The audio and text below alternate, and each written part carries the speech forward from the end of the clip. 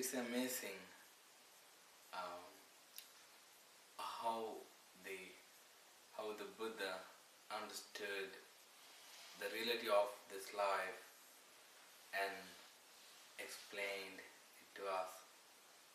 And also we are so lucky to have this kind of opportunities. We have a good opportunity to learn the teachings of the Buddha.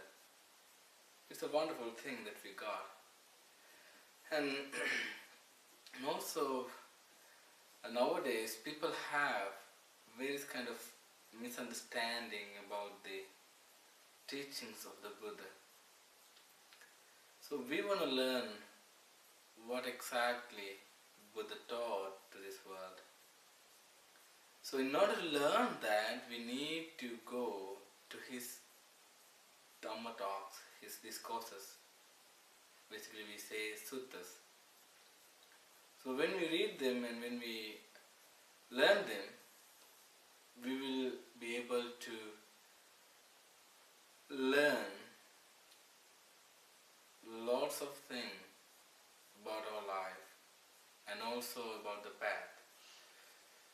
So now on we are going to learn the suttas. So then, when we learn suttas, we are able to learn about the concentration, about the morality, concentration, wisdom, and everything. Because the Buddha very explicitly, very precisely, he explained what he understood. Let's see what he understood. So I'm going to begin this program from the first Dhamma talk which the Buddha gave, the first Dhamma discourse. That is the Dhammacakkappavattana Sutta. It's about the setting in motion the wheel of the Dhamma. That was his very first Dhamma discourse. So let's go through that and then we can see what he taught and what he understood and what do we have to do. So I think that is important. So after he became an enlightened one, he thought that to who I shall teach this Dhamma, who will be worthy to learn this and realize it. And then he remembered two teachers. They taught him some kind of meditations, but he left them because he didn't find what he wanted to find. They didn't know, those teachers didn't know what Prince Siddhartha was looking for. So the Buddha, he realized that they are not in this world right now. They are dead. And then he realized that he remembered that the 5 ascetics, they were assistants of the ascetic Siddhartha Gautama. When the Siddhartha Gautama and the ascetic Gautama were trying to find the path of freedom, there were 5 ascetics, they were helping him. So but those 5 ascetics left ascetic Gautama at one moment, and then Siddhartha Gautama was alone, and eventually he found the noble path, the noble eightfold path. So then the Buddha thought that it might be really good if I can teach them this Dhamma first. So it is a nature, it's a natural thing, and also it is a really wonderful thing that the first Dhamma talk. And there are marvelous things that happened around this period, because the Buddha was the only one who was aware of the reality of the world. So lots of people, lots of devas, lots of unhuman beings were looking for a path to get out of this stressful life, to get out of this dukkha, this suffering, this unsatisfactoriness. So then Buddha, he found that where these ascetics were, he saw them, and then he went to that place. That place was the Isipathana deer parks. It was a park where the deers lives. So nowadays it is known as Varanasi town in India. So he went to that place, and then he found those 5 ascetics. But 5 ascetics, they didn't trust him, because they thought that the Siddhartha Gautama hasn't understood the reality. Because why these 5 ascetics left the Siddhartha Gautama while he was practicing. They left Siddhartha Gautama, ascetic Gautama, because the Siddhartha Gautama, the Bodhisattva who was going to be the Buddha, gave up the self-mortification, giving suffering to this body. Because at that time, people thought that they can find the freedom by giving suffering to this body. They thought that they can burn all the karma off by giving suffering to this body. And so therefore, lots of people, they were doing that. Even nowadays, some people, they are doing it. So, Prince Gautama, the Siddhartha Gautama, the ascetic Gautama, left that. He gave it up because he understood that that's not the path. So at that point, 5 ascetics left the Gautama, thinking that since ascetic Gautama is not going to understand, and he would be back to his palace. But ascetic Gautama didn't go back to his palace and took his kingdom again, because he didn't want to. What he wanted is the real path and real happiness, and he wanted to understand the life and meaning of the life. So these 5 ascetics didn't believe the Buddha. They saw that the Buddha was coming to them, but in the beginning they didn't believe that he was the Buddha. And then anyway, they welcomed the Siddhartha Gautama, the Buddha. They welcomed the Buddha and gave a seat. And then the Buddha said, when he was in Varanasi, Isipathana, the deer park, when he was at the deer park called Isipathana, he addressed these 5 ascetics and he preached his Dhamma, his first Dhamma discourse. He gave his first Dhamma discourse to those 5 ascetics. So let's see what he taught in his first Dhamma discourse. So the Buddha addressed the bhikkhus of the group of 5 like this. And he said, bhikkhus,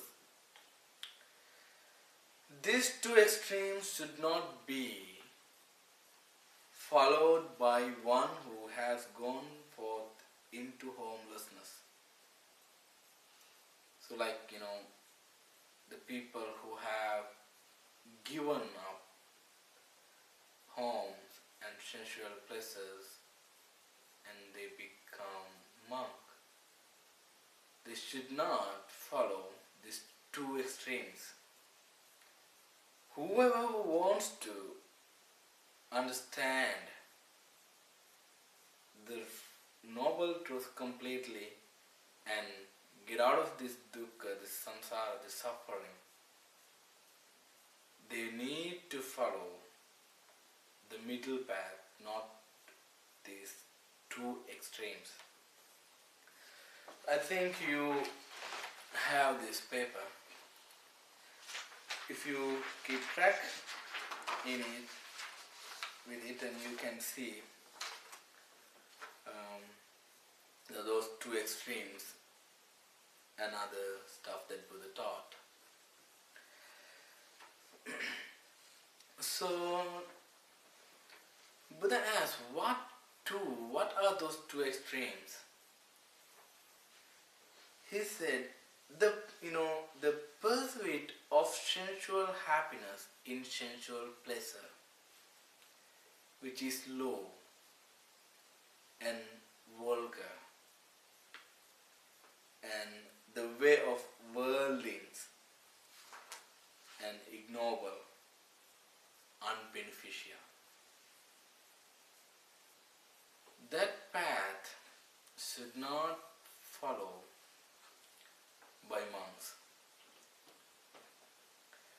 And the other one is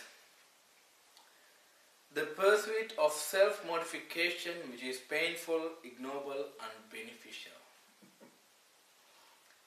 These are the 2 extremes. So he said that monks should not follow these 2 extremes. Nobody should follow these 2 extremes.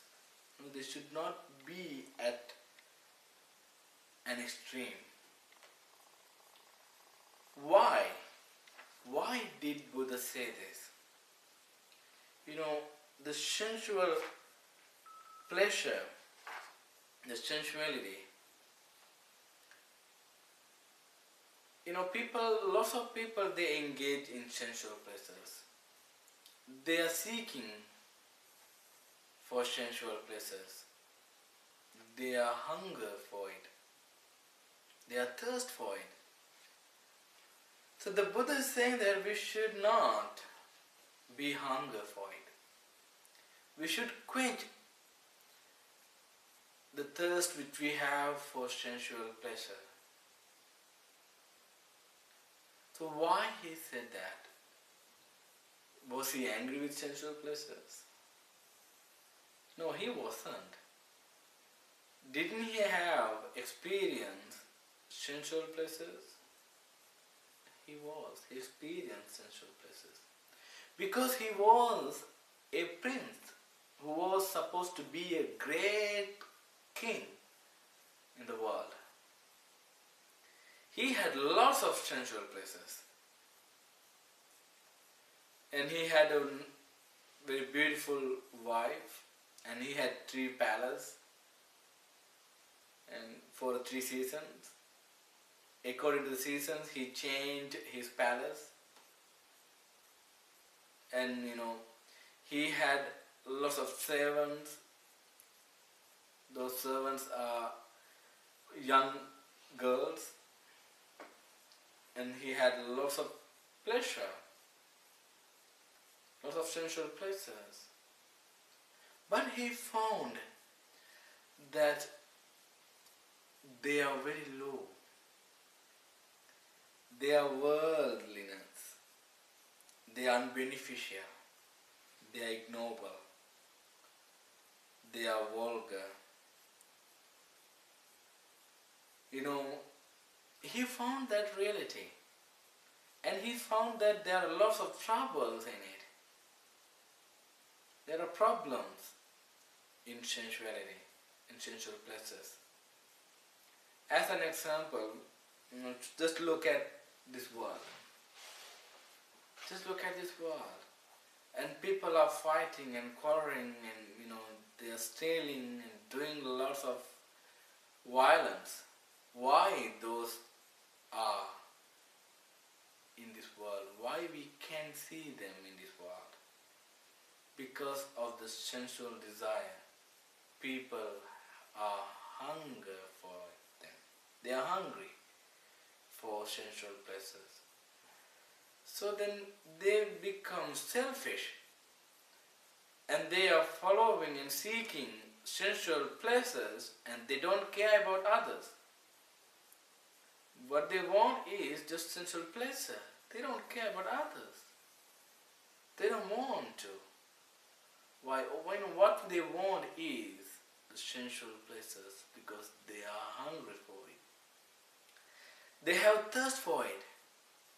So, but they don't understand the reality of them. They don't see the reality of them. They just chase after the sensual pleasures. So Buddha saw lots of dangerous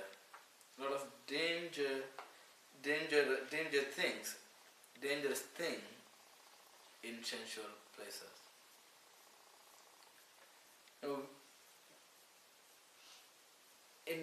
We should not engage in sensual pleasures as an extreme. We should not be at the end of it. Right? And we have to control our desire. We have to be mindful. We have to be mindful of them. We need to understand them. So the Buddha he's saying that the sensual happiness in sensual places, which is low, vulgar, and the way of worldlings, and ignoble and unbeneficial. Think about that, even though we are engaging in sensual places, can we escape from death? Can we escape from illness? Can we escape from stress and depression and anxiety? No. We have those troubles. We are getting old and old and old every day, every second, every moment. So death, illness, sorrow, lamentation, these things can be seen in this life. So this is what is in this life. So therefore we have to think about our life very deeply. So the Buddha, before he became the Buddha, he was in his home, his palace, as a prince. He was engaging in lots of pleasure, lots of sensuality. He was engaged in sensual pleasure. So, but he didn't find a protection in it. Because, when people engage in sensual pleasures, what we can see in their life is fear. They have fear, anger, doubt, and all those things. They have greed, and they have jealousy, lots of things. So when we are seeking, when we are chasing after the sensual pleasures, what we can see of what we can see in sensuality is the suffering, fear, anger, stress, depression, anxiety. They have a little pleasure, but lots of suffering. It's like a fish hook. The fishermen,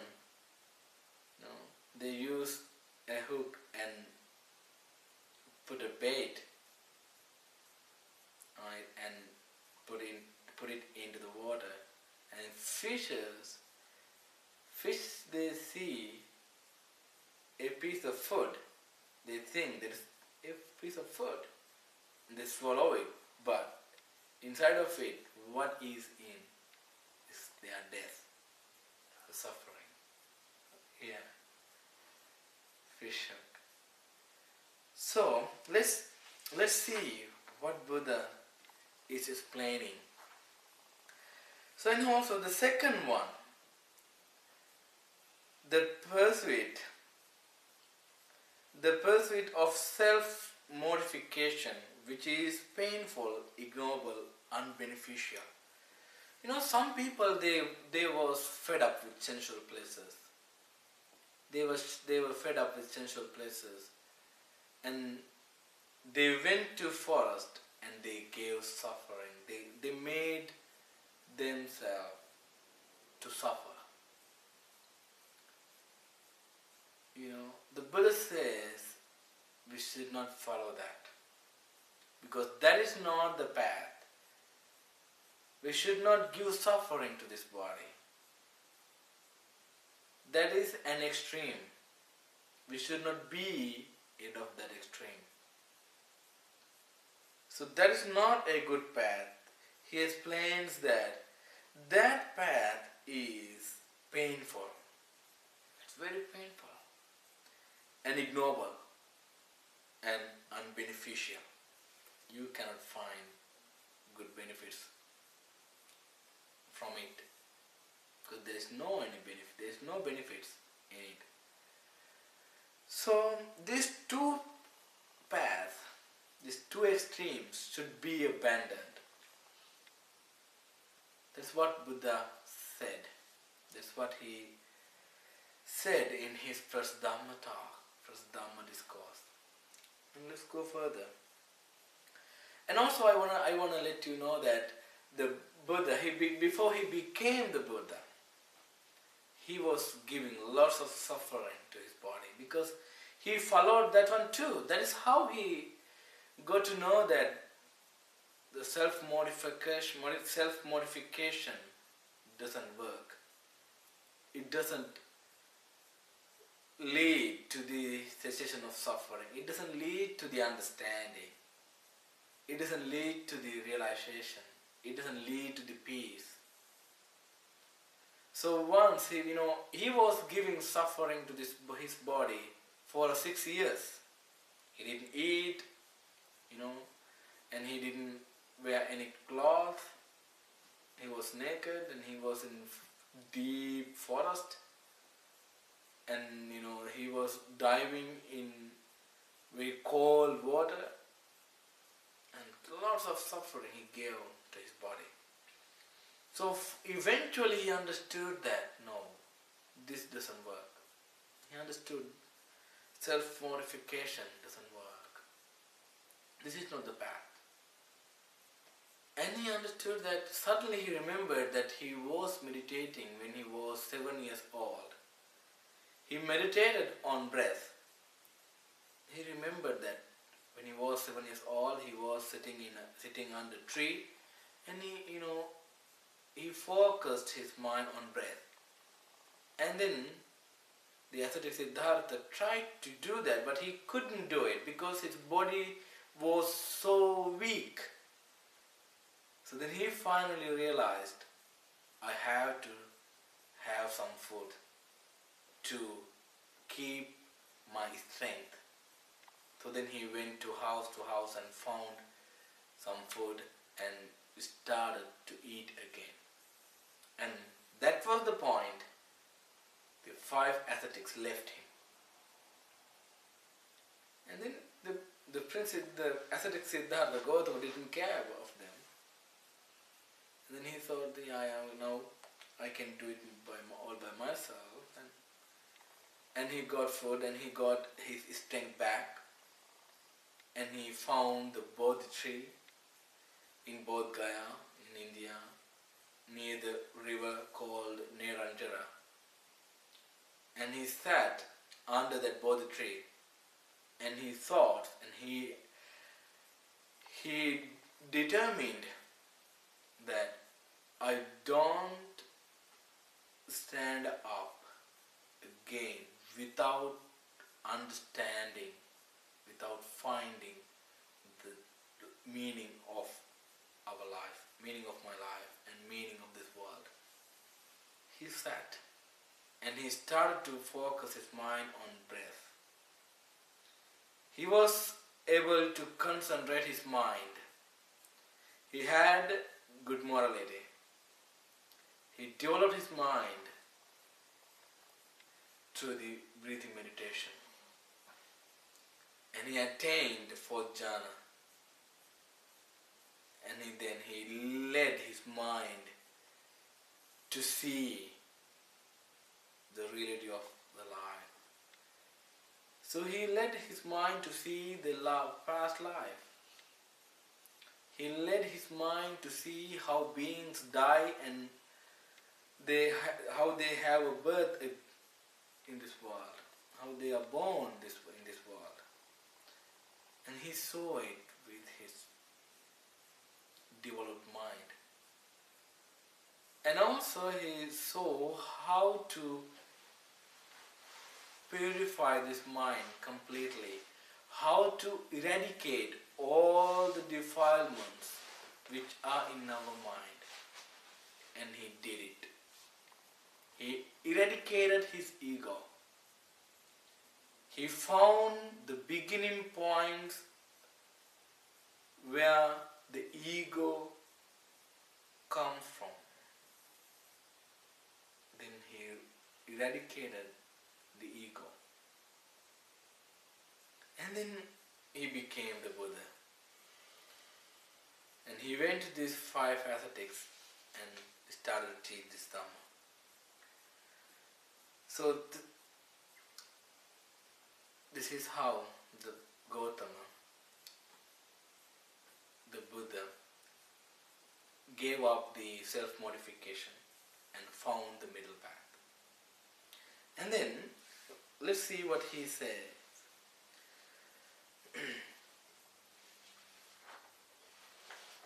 Without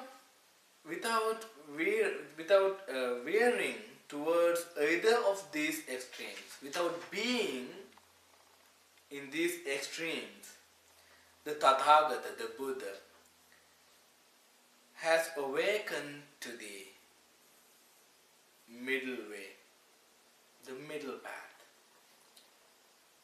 He doesn't engage in sensuality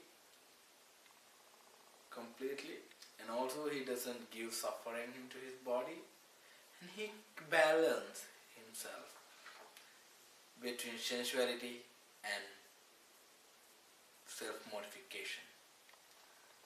So lots of people who got fed up with sensuality, they tend to do the second one. They go to the second extreme because they don't know what is the middle path.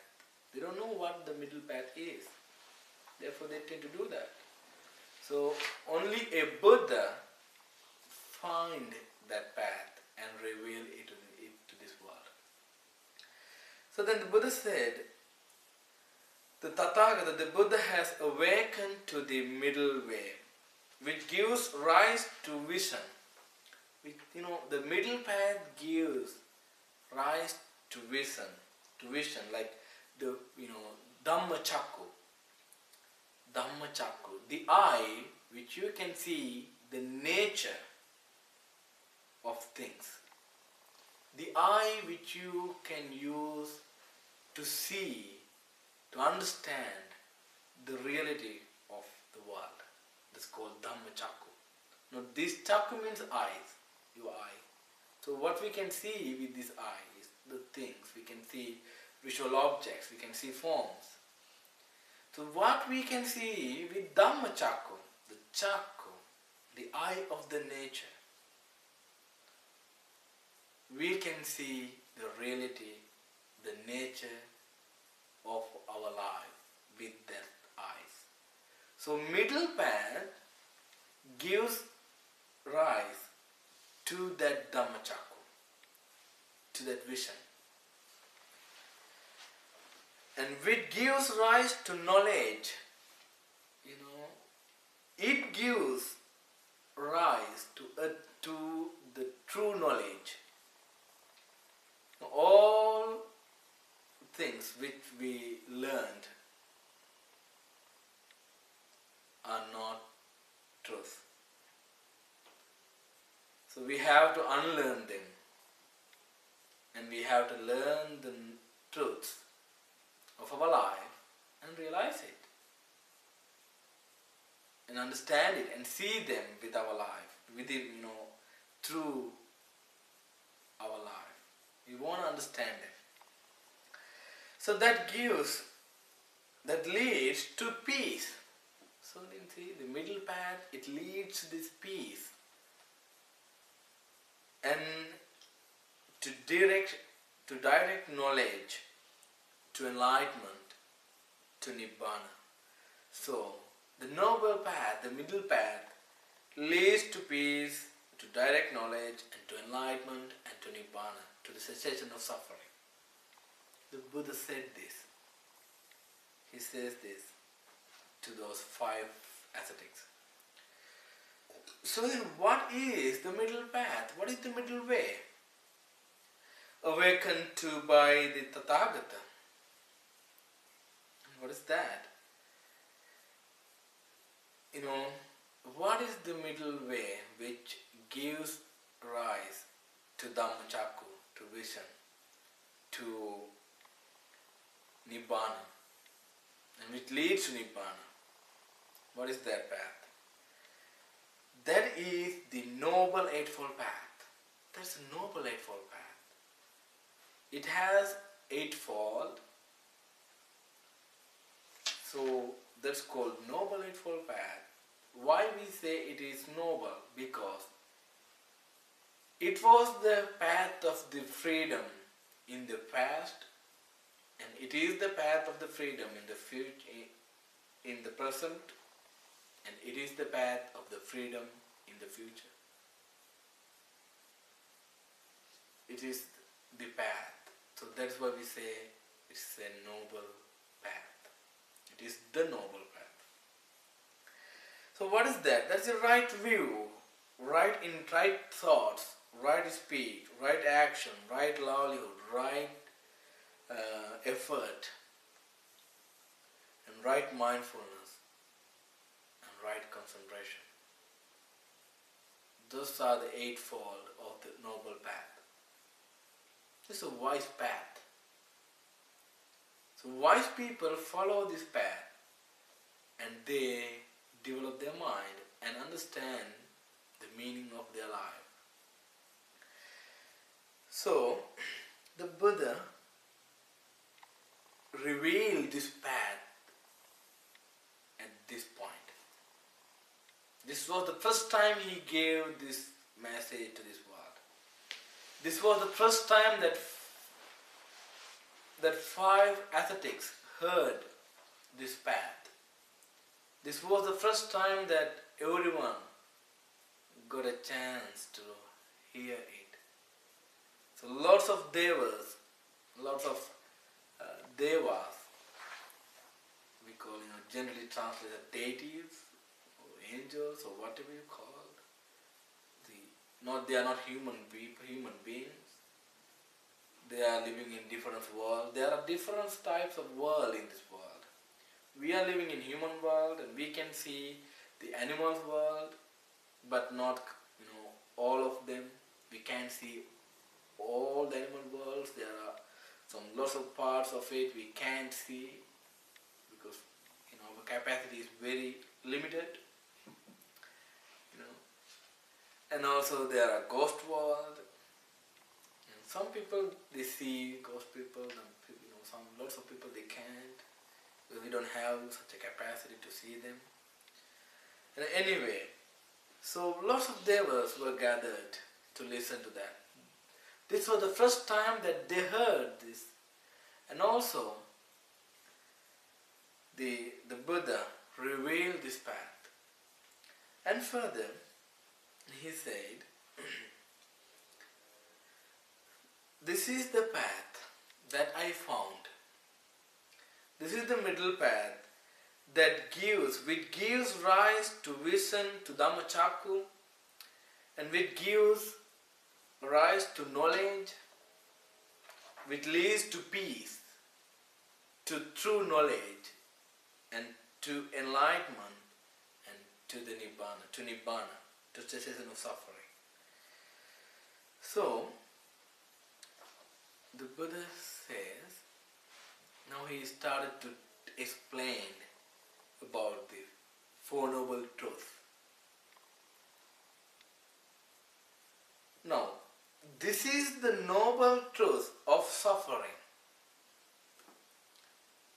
This is the first time that they heard that word. This is the first time. This was the first time. So what is that? This is the noble truth of suffering, of dukkha. He explains it. Let's see what he says. Birth is dukkha. The birth is suffering. Aging is dukkha. Aging is suffering. Illness is suffering. Death is suffering. Union with what is displeasing is suffering. Separation from what is pleasing is suffering. Not to get what one wants is suffering. In brief, the 5 aggregates of clinging. 5 aggregates subject to clinging are dukkha, are suffering. So see, just look at that. Nobody think about these things. And even, do people see the birth as dukkha?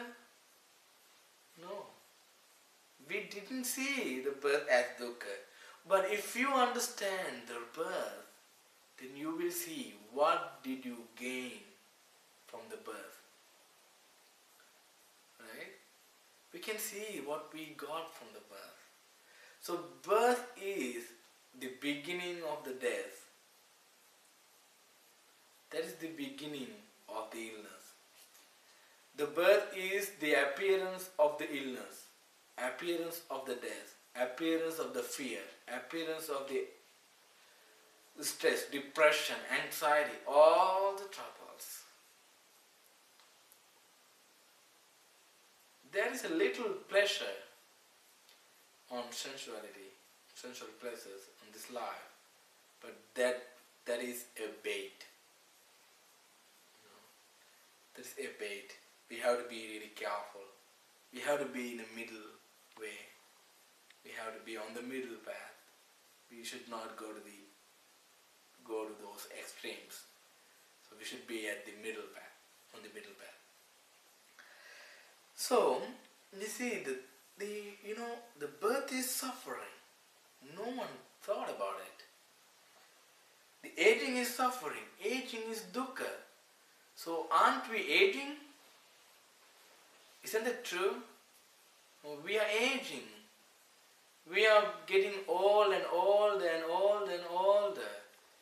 And then time comes which we have to stay, which we have to lie down on a bed, and even we can't move our body. A time comes that we have to stay on, lie down on our own feces, own urine, we can't move this body. there is a time which is coming. We can't get out of it. That's what was born to this world.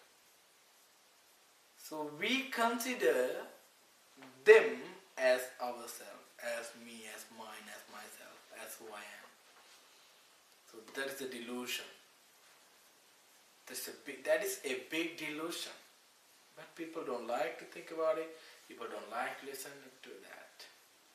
But I think we should think wisely. Once we understand that, then we will be really able to be happy by being on the middle path, because we are not at the extremes. We are really able to maintain and lead this mind and be happy and experience the peace of the world. So just, the aging is suffering then. No one can deny it, can we? Can we say that no, aging is really happy? It's not. We have seen lots of old people. The Prince Siddhartha, he saw an old man that made him to renunciate. He saw an old man, he thought, and he questioned himself, do I have to be an old man? And then what is the purpose of having this kind of life? And if I have to be an old man, if my wife has to be an old man, old woman, and if my father and mother and if everyone gets old and older, what is the purpose of this life? What is the reality of this life? What is the pleasure which is in this life? He renunciated. He wanted to find the truth of this. And he understood that no, this is the suffering. So what was born to this world is suffering, the dukkha. So life as dukkha. He saw the life as dukkha, the suffering, the first noble truth. So that is the reality. So that is built into our lives. The life is the sadukkha. Aging, death, illness, sorrow, lamentation. And there is a little pleasure. That's why people get attached to it. Once the Buddha said, monks, if there is no a pleasure of these sensual pleasures and this world of these six senses, the people will not get attached to these things. And then we can see an existence of this suffering. If people can understand this reality, they don't engage in misconduct. If people know that they have to die, they don't engage in misconduct by body or speech or mind. But people they don't understand that they have to die. They think, no, I'm not going to die. I will live long. I will not be an old man. I will not be on the bed, being ill and being old.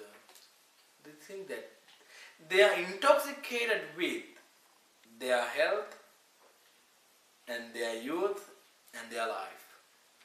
They don't understand. They don't want to. They don't look at the reality of their life. They don't understand the reality of their life. They don't see the real conditions, real human conditions. Not only humans and everybody. Everybody has these conditions. This is the inheritance. This is what our inheritance.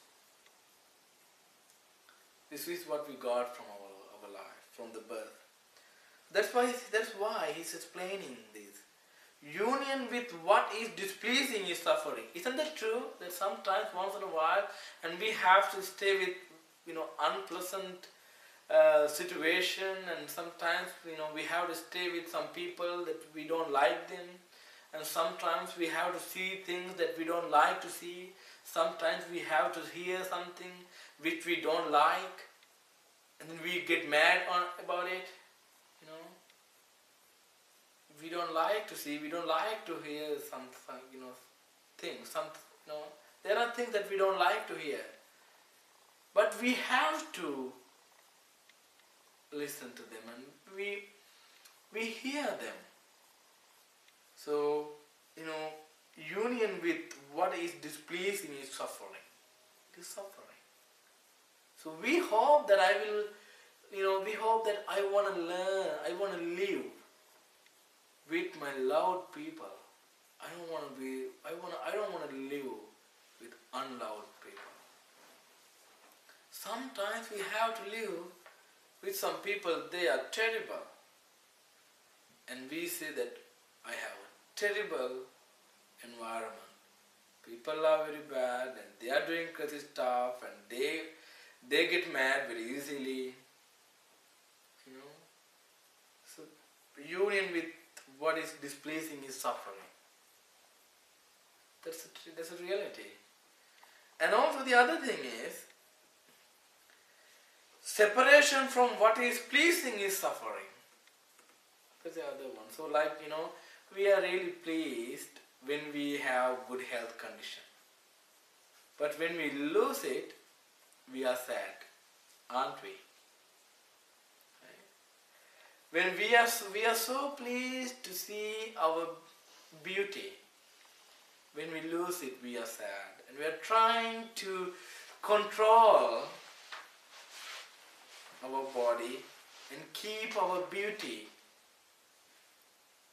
Therefore there are lots of beauty salons and they try to keep your beauty and protect it, but no one can do it. It is only for a little time. We need to understand the nature of the body and then you can be happy. We can be happy with money. That is not the real way of happiness. The real way of happiness is the middle path. That's why he's explaining this. And he says, not to get what one wants is suffering. So just think that you want to get something, but you can't get it. You want someone to live as you want, but you can't. But you can't control them. You get mad. But, when we go deeper in this expression, not to get what one wants is suffering. If we go to deeper of it, we can see, the Buddha explains that what is the meaning of that is, the meaning of it is we want to live forever. That's what we want, but we can't get it. Not to get what one wants is suffering. Even though we want to live forever, we can't get it. So that is suffering. Not to get what one wants is suffering. We want our relative to live with us forever, but we can't get it. Not to get what we want is suffering. That can be seen in our life. Separation from what is pleasing is suffering. We have to separate from our children. We have to separate from our parents, our friends. If you just go back to your life, if you just look at your life and see how many people came to your life as your friend, and we had our parents, maybe still we have our parents, but what is going to happen to them? They are going to die and we are going to die, and also, we can't get what we want. So we want to keep our health condition forever. We want to keep our body very healthy, but we can't get it. Not to get what one wants is suffering. It's suffering. And also further, in brief, The 5 aggregates subject to clinging are suffering. I'm not going to explain the 5 aggregates of clinging in detail today. And in the future we will be able to learn them in detail. Because we are going to talk about them. We are going to talk the suttas, the discourses of the Buddha. He gave on this topic, 5 aggregates. The 5 aggregates of clinging is a way of looking at our life. We look at our life as 5 aggregates of clinging. We don't look at our life as me, because what we have considered as me is these things. Right? This is what we have considered as me, as myself, as who I am. So then this is not who I am, because I can't control anything. We see this is my eyes, and can you control your eyes? Can you keep your eyes without letting it to be sick? Can you control your life, and can you stop your death? You can't. When the death comes, you have to face it. So people have fear of death. So they're so afraid of death because they don't understand this death. No one is going to come to your life and save you, but you can save you. You have to work on it. You have to understand this. So the first noble truth is the suffering. So why we call it a noble truth? Because the birth, aging, illness, sorrow, lamentation, and not to get what one wants, and what is separation from what is pleasing, and those kind of suffering were dukkha in the past, and they are really suffering. They are the dukkha in the future also, and in the present also. These things are suffering. These things are so stressful. These things are the dukkha. This is what in our life. This is what is in our life. This is what we have considered as me, as mine, as myself. This is what you can see in the future. This is what you can see in the past. This is what you can see in the present. That's why the Buddha says this is the noble truth. So he understood it as the noble truth. And also the second one now. This is the noble truth of the origin of suffering. Now he found the origin of suffering. So let's see what he explains about the cause of suffering. It is this craving. Oh my gosh.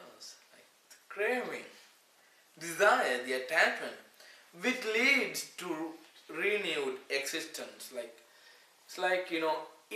The craving, it keeps continuing. What is continuing is suffering.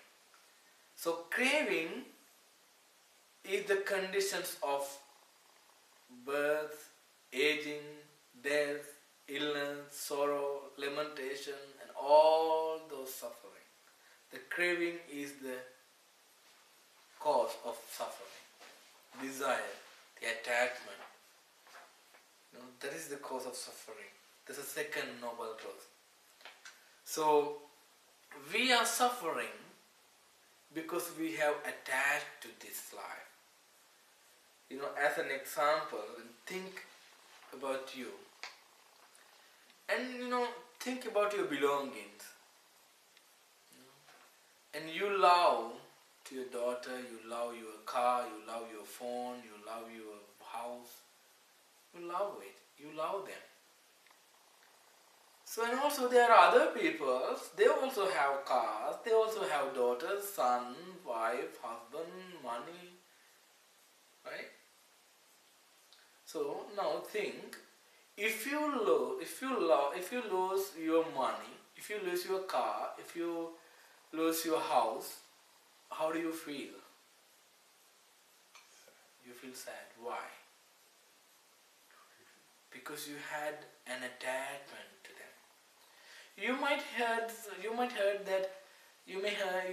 that someone's house was destroyed by thief, or someone has, and someone has lost his money, his car. You might hear something like that in another country, in another village, and you haven't seen him either. And then do you feel same feeling that you had with your belongings? No. Why? Because you are not attached to those things, right? So you are attached to your belongings because you think that I bought these things. And if you go to the store, just think, we are going to buy a car. So you see the place, where there are lots of cars. So you go to the car markets and see lots of cars, right? And you find one, and then you buy it, right? Before you buy it, you didn't claim it as your car, did you? No. But after you bought it, you claimed it as your car.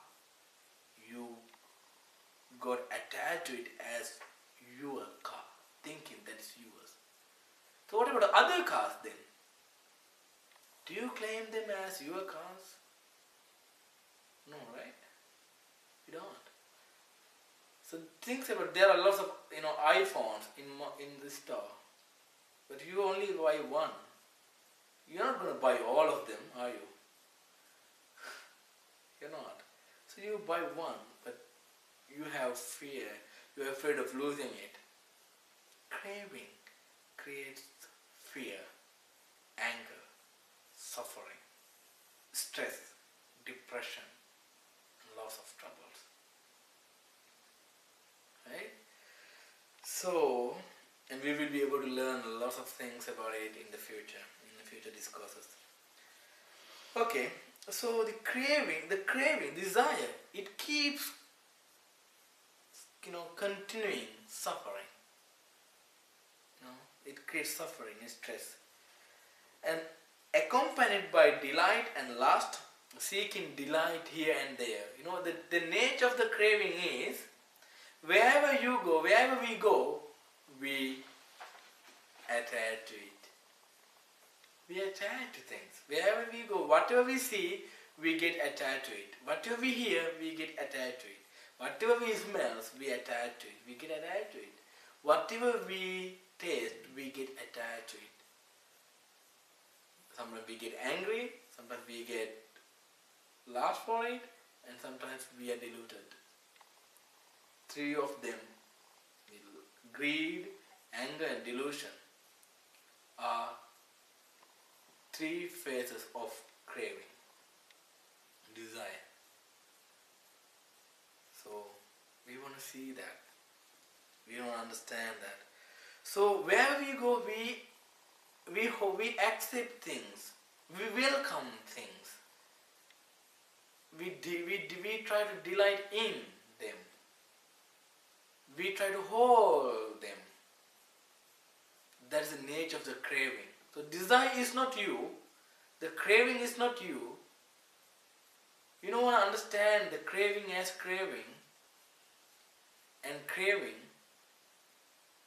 it has its own nature, its own process.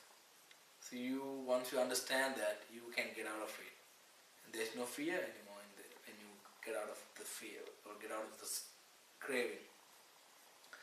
So there are, the craving for sense. There are three kinds of craving. The first one is this craving for sensual pleasures, craving for existence, craving for extermination.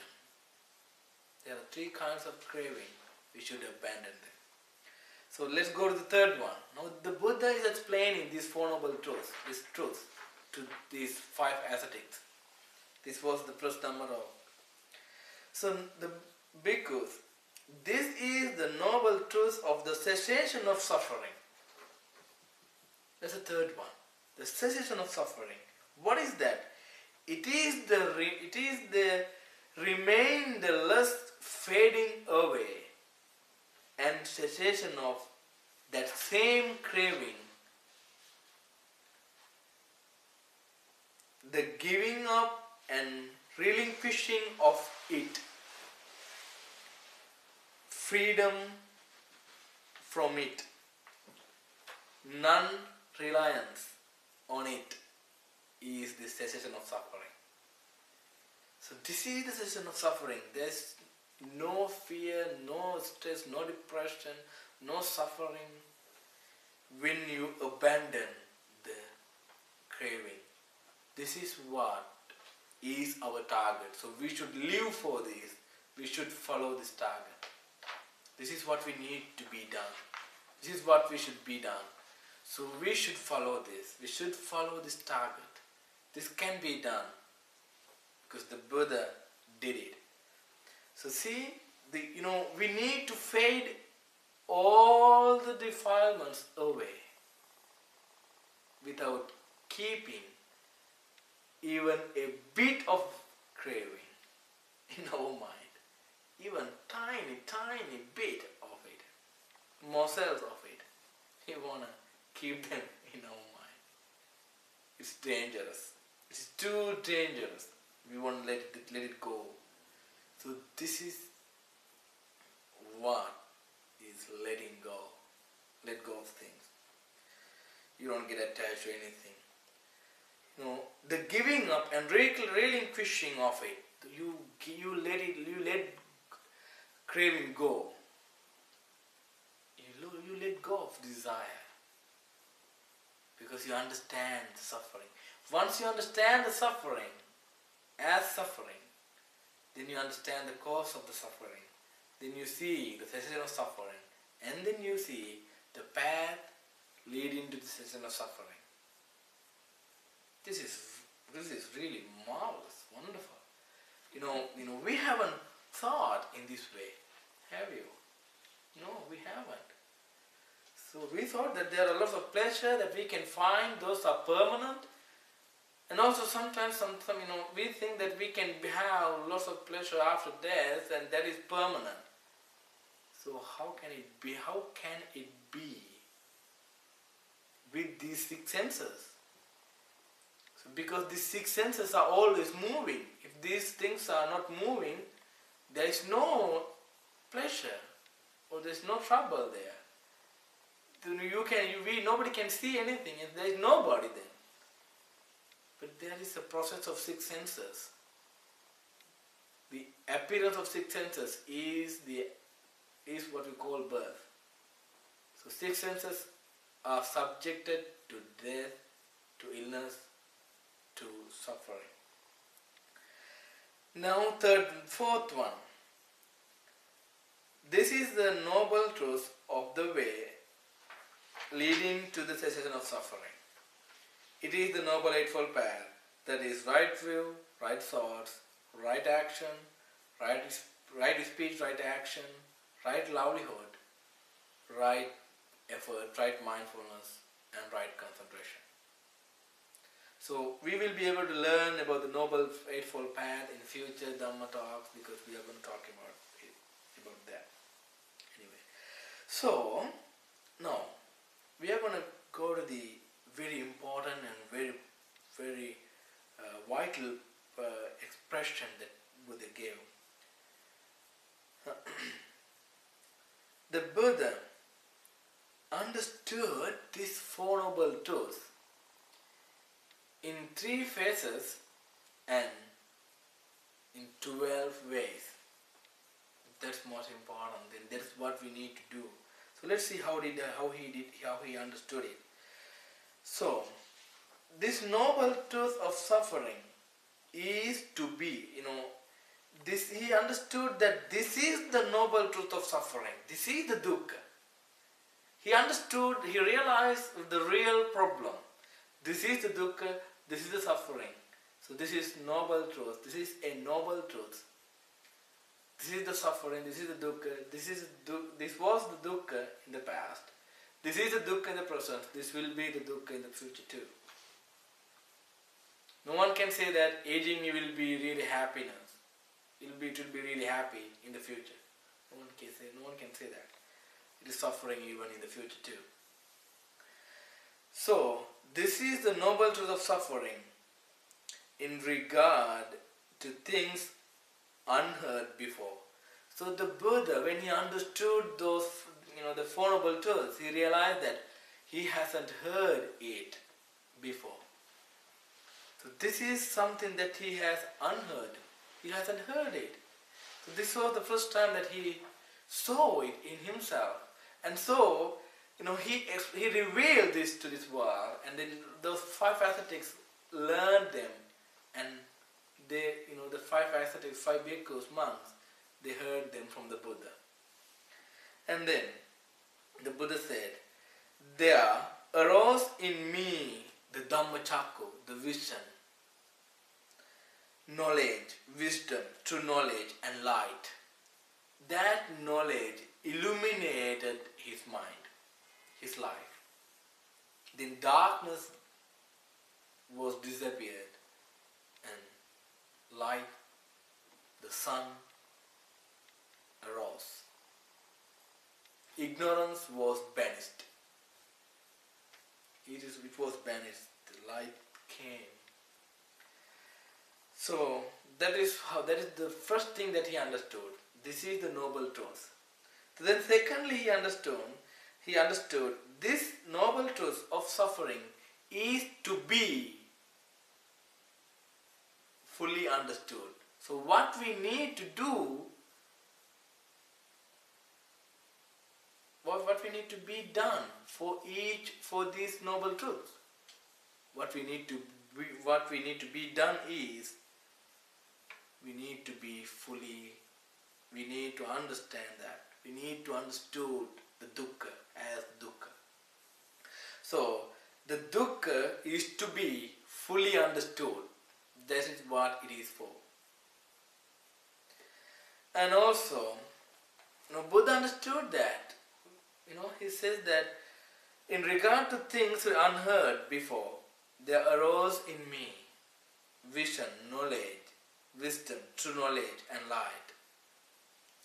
See, it was really wonderful. And then, this noble truth of suffering has been fully understood. Oh, eventually, finally he understood that I did it. I did what I want, what should be done. That is the third phase of the understanding of the noble truth.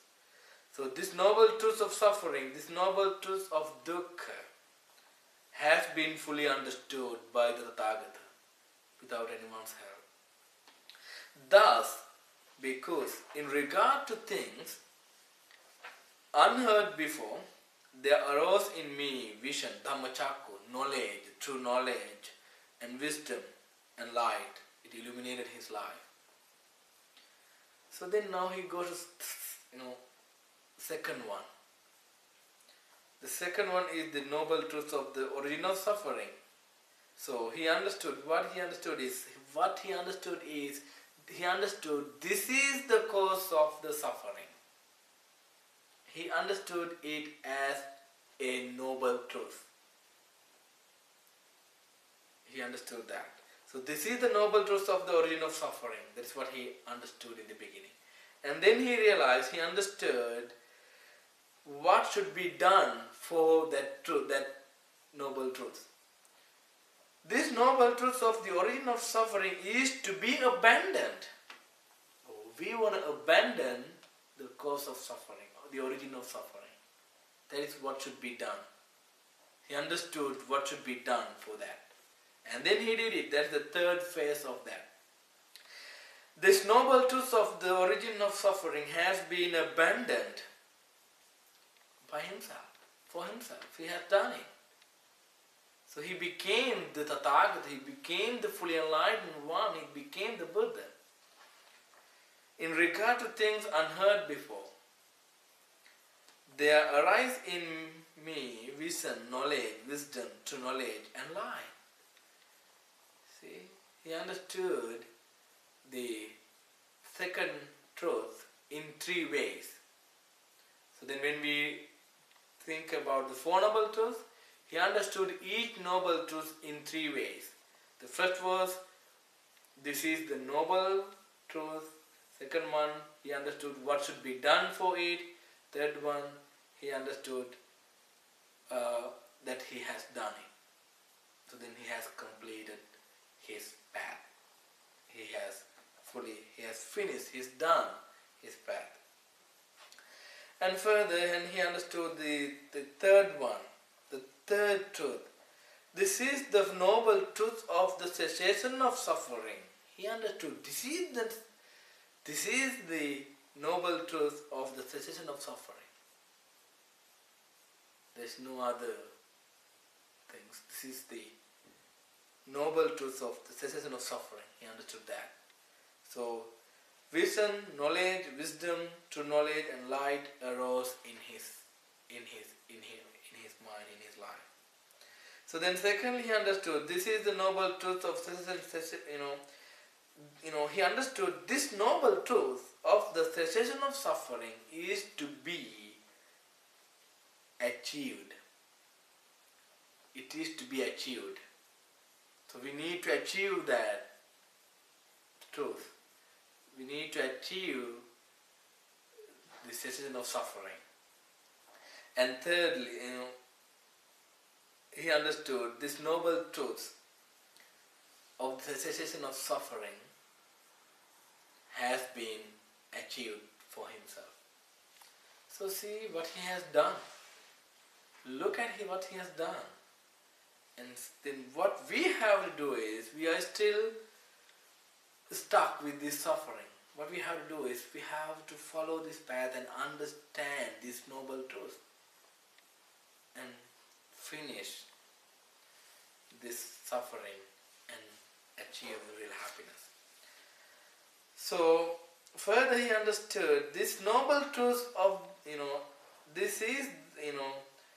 this noble truth of cessation of suffering has been understood, has been achieved. So then next, he understood this is the noble truth of the way leading to the cessation of suffering. Now he understood the path. He understood the path. This is the path. And then he understood what should be done for it. He understood that this noble truth should be developed. This path should be developed. And thirdly, he understood this path has been developed for himself. Then he became the Buddha. At that point, he became the Buddha. When he understood that he has done what he should be done, with the point he became the Buddha. He became the enlightened one. So then, he said further, after that, he made the very fearless expression. He grew like a lion, so long, bhikkhus. Look at this phrase. Look at this expression very, very carefully. So long as my knowledge and vision of these Four Noble Truths, as they really, noble truths, as they really are in their 3 phases and 12 aspects, wasn't thoroughly purified in this way, he didn't declare his enlightenment. He didn't say that I became an enlightened one without understanding these Four Noble Truths completely. So he is saying that, monks, because I didn't claim to have awakened to the unsurpassed perfect knowledge, perfect enlightenment in this world, with its devas, Mara, humans and Brahma in this generation, with its ascetics and Brahmins and devas and humans and with others, I didn't declare my enlightenment, because I didn't become enlightened one. I didn't declare my enlightenment without understanding these Four Noble Truths in these three phases and in these 12 ways. So then, and after that he said, monks, but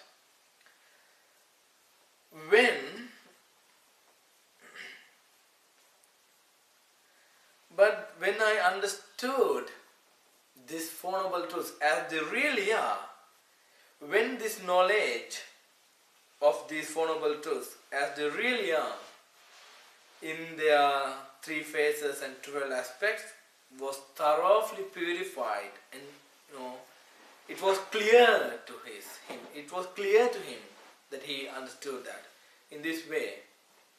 And then I claim to have awakened to unsurpassed perfect enlightenment in this world with its devas, Mara, Brahma, humans, and in this generation with its ascetics and Brahmins, with its devas and humans, and with before everybody, he declared his enlightenment. I understood the noble truth. I understood this. So see, he didn't tell lies then. He wasn't a hypocrite. He told what he understood. He taught what he realized. He taught what he saw. So then further, he said, monks, the knowledge and vision arose in me. Unshakable is the liberation of my mind.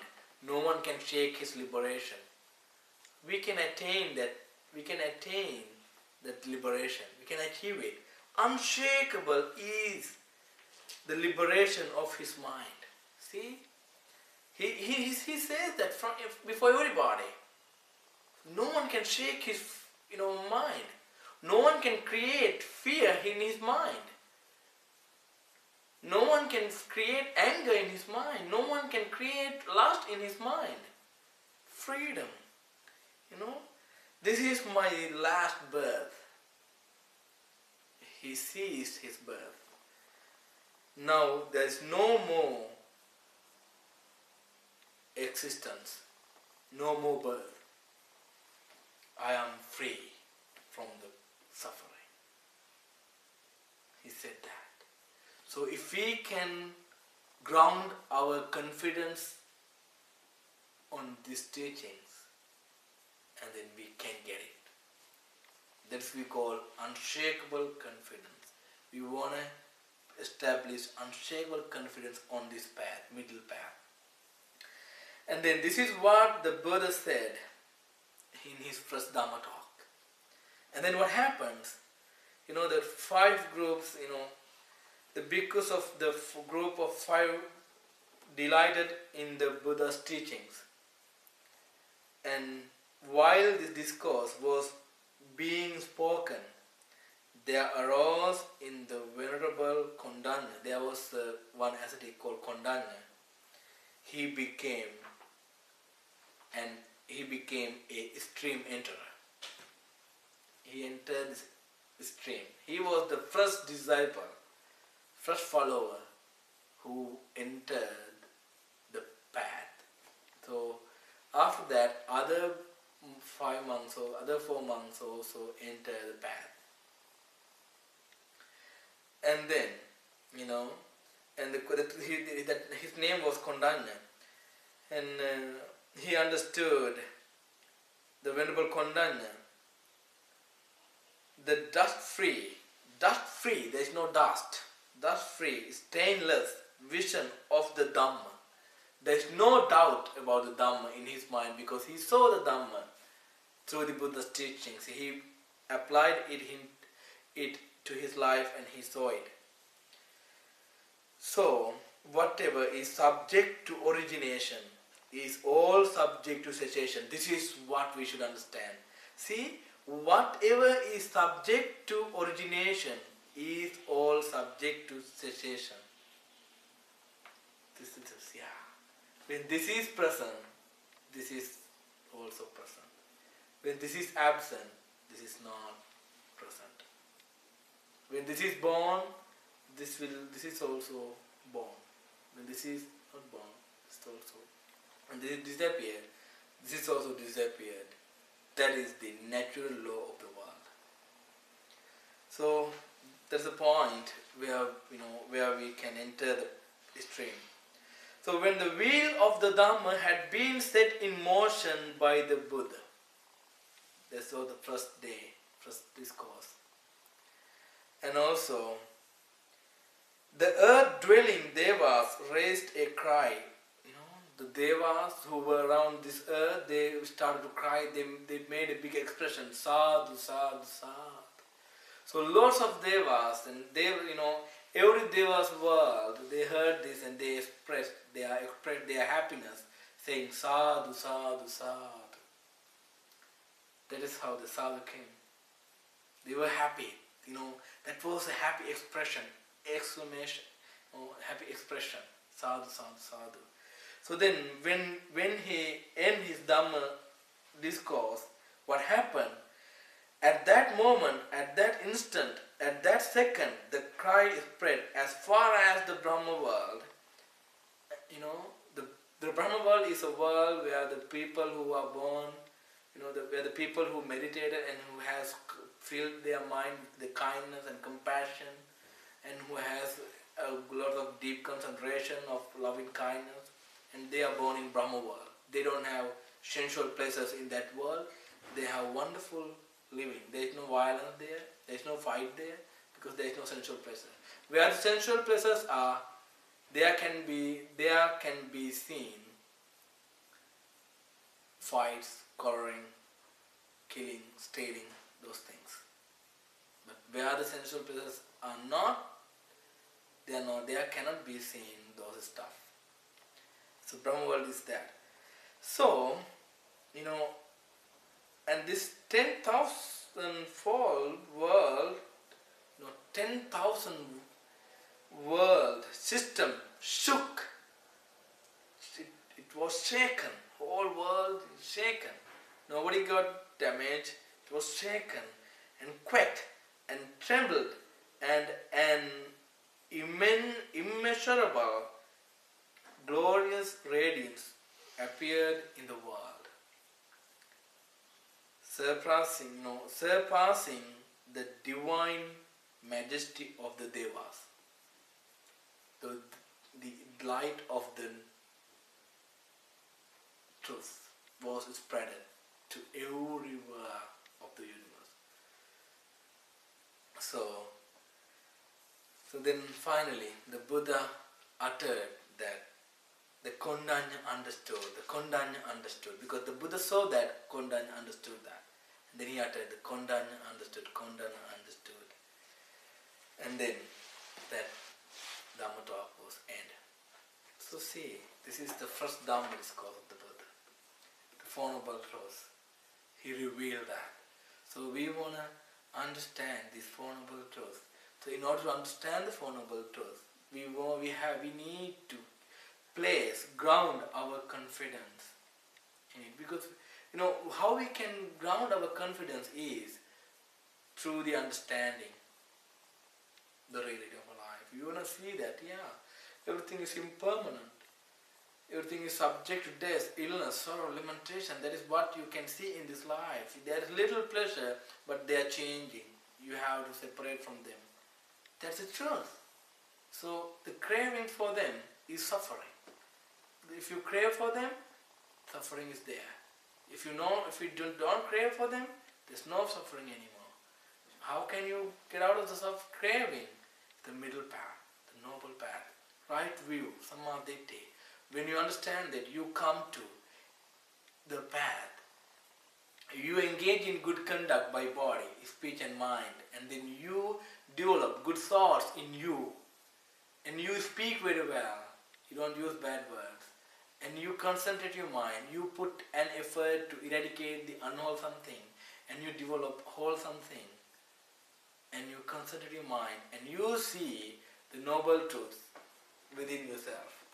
Then you will be able to be free from the suffering. So I wish you, I bless you, May all of you be able to understand the Four Noble Truths and be free from suffering as soon as possible. So